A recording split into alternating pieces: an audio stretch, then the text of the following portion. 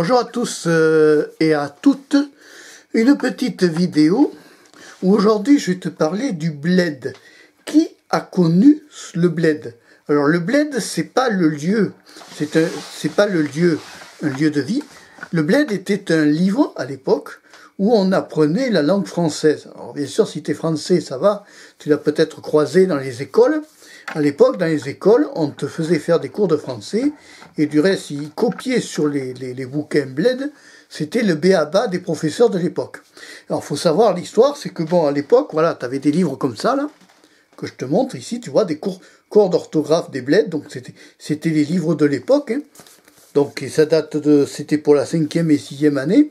Tu avais des bleds pour tous les types. Alors, à l'époque, tu avais une publicité comme ça, qui est amusante à voir, qui te montrait, alors tu vois, ça date, qui te montrait l'élève en train d'étudier, voilà, les fautes d'orthographe peuvent ruiner une année scolaire ou une carrière. Alors à l'époque, ils avaient fait une pub comme ça, pour le bled, tu vois, ça date des années 80, 90, tu vois.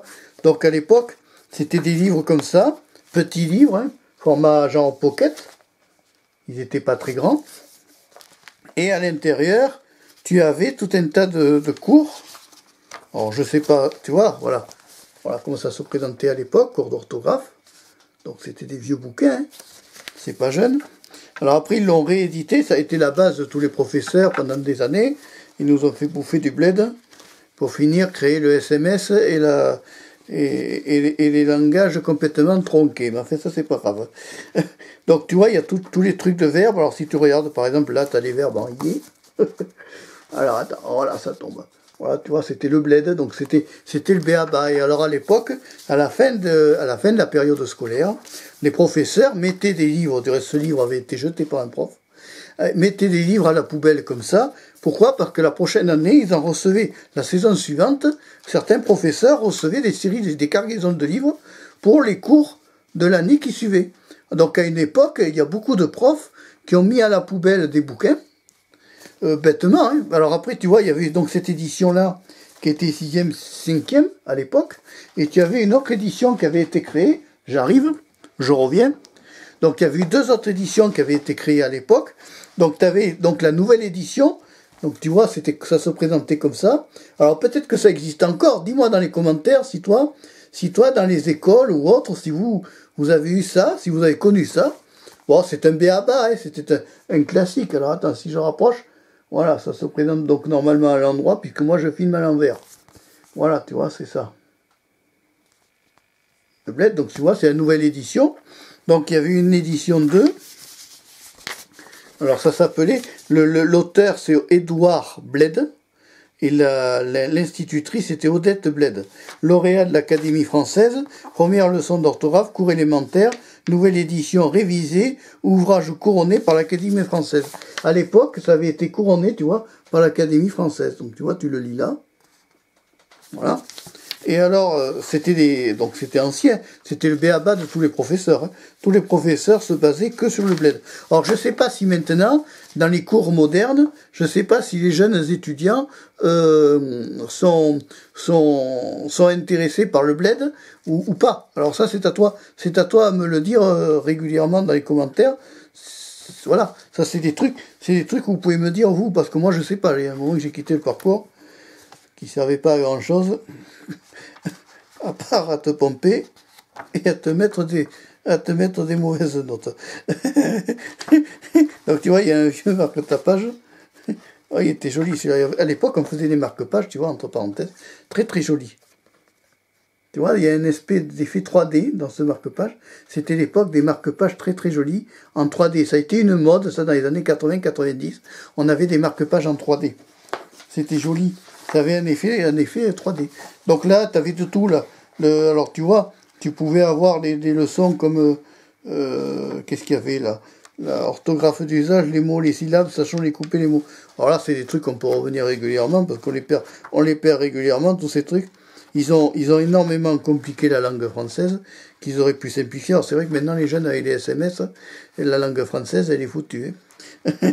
Donc tu vois, t'as par exemple le pluriel du nom terminé par S, X ou Z, bon courage, qui se souviennent de ça. Alors tu vois, t'avais des cours comme ça, c'était le bled. Voilà, c'était l'époque où les jeunes se bossaient. Il y a beaucoup de jeunes qui ont bossé. Alors, il y a eu plusieurs éditions. Ça, c'est la nouvelle édition. Alors, elle date de quand, cette édition, en fait? On va regarder ça de suite. On va essayer de trouver l'édition. Ça a été fait quand, ça? 85. Donc, tu vois, à l'époque, peut-être que ça existe encore. Dis-moi si toi... Dis-moi dans les commentaires si toi, tu as croisé des bleds comme ça dans les écoles ou autres, si tu as étudié dans ce type de bouquins-là. Bon, ils sont toujours valables. Tu te rends compte qu'à l'époque, on jetait ça à la poubelle, quoi. Voilà. C'est dommage. C'est un patrimoine qui a été dilapidé des fois par des professeurs, hein, qui mettaient ça en fin de saison à la poubelle. Notamment celui-là, je l'avais récupéré dans une, je sais même pas, celui-là c'était dans une boîte à livres, dans une poubelle, ça avait été jeté, quoi. J'avais dit, c'est dommage.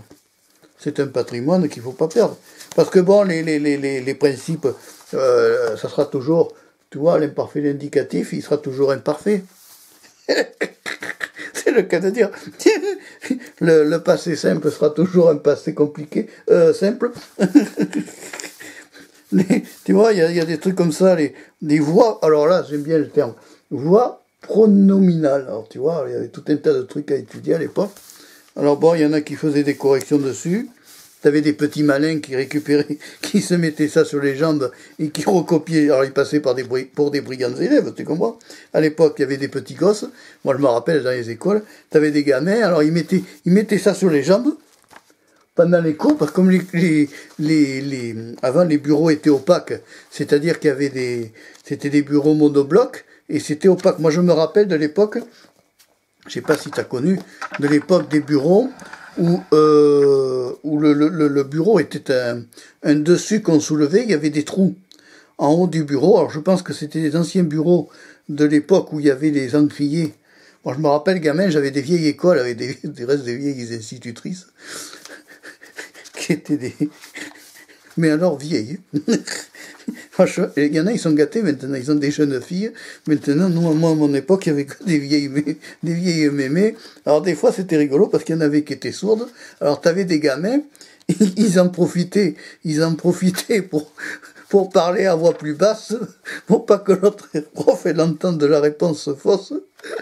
Il y avait des gosses, ils étaient terribles, il y avait des gamins à l'époque, je me rappelle des copains d'école qui, quand la prof était, donc quand le gamin il était au fond de la classe, alors il y en avait un, il chuchotait, tu sais, il parlait très bas. Alors l'autre il disait « J'entends pas !» Parce que c'était l'époque où tu avais des mamies, quoi, plus ou moins, parce qu'elles étaient devenues institutrices, elles avaient eu le temps de vieillir, elles avaient fait une ribambelle de gamins, et alors elles n'entendaient pas, et alors tu avais le gosse au fond de la classe qui faisait exprès chuchoter, pour pas que leur prof l'entende, pour être sûr d'être tranquille, et alors qu'elle se rapprochait, parle plus fort, mon petit. Alors, tout d'un coup, il se mettait à hurler d'un coup, elle te faisait un bon, la mamie. Et c'était cette époque-là où t'as vu, je sais pas si toi derrière ton écran, t'as eu des anciens profs comme ça, très âgés. Alors, en règle générale, c'était des belles garces, parce qu'elles prenaient, quand elles voulaient punir quelqu'un, alors là, à l'époque, les punitions, c'était les doigts comme ça, pour te taper dessus. Alors je rigole parce que maintenant avec les lois de protection de l'enfance, elle passerait pour une tortureuse. C'était l'époque où il y avait aussi, moi j'ai connu l'époque où tu avais le martinet à l'école. T'avais dans les écoles, tu avais le martinet, tu avais tout ça. Donc à l'époque, on étudiait sur ces vieux livres, et alors ça va faire rire tous ceux qui ont connu, tu vois, alors ça a un peu jauni, bien sûr, ça vieillit, mais alors ça a fait rire tous ceux qui ont connu l'informatique. À l'époque, on ne travaillait pas sur les ordinateurs. Moi, écoute, les ordinateurs, c'est arrivé bien après. Moi, j'ai connu l'époque dans les écoles où il y avait une prof qui imprimait toutes les pages, une par une, avec une machine à imprimer à main. Alors, c'était vraiment des primitifs à cette époque-là. Moi, j'étais petit. C'était encore des écoles dans les années 80. Donc t'avais la prof qui imprimait à la main, tiens-toi bien, du reste ça sentait entre l'alcool à brûler et l'essence térébenthine, t'en bouffais plein dans les écoles. Alors ils me font rigoler maintenant parce que ils veulent protéger les gosses, faut pas mettre de produits chimiques autour des enfants. Mais dis donc, à l'époque on se bouffait l'essence de térébenthine.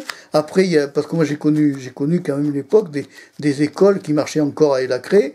Le meilleur moment c'est quand la craie est cassée. au moment où elle écrivait, ça lui faisait faire une faute. J'ai connu ça. Moi, j'ai connu cette époque-là, oui, où il y avait... Moi, je me rappelle de gamins dans certaines écoles, des profs, mais épouvantables. Des vrais méchants, hein, des teignes, des mecs, des gonzesses qui acceptaient pas que tu fasses une erreur. Elles ne voulaient que des êtres parfaits. Et alors, elles avaient une méthode à l'époque très sévère, c'est que quand un gamin ne suivait pas, ou parce qu'il avait un retard, ou qu'il avait un problème, eh bien c'est simple.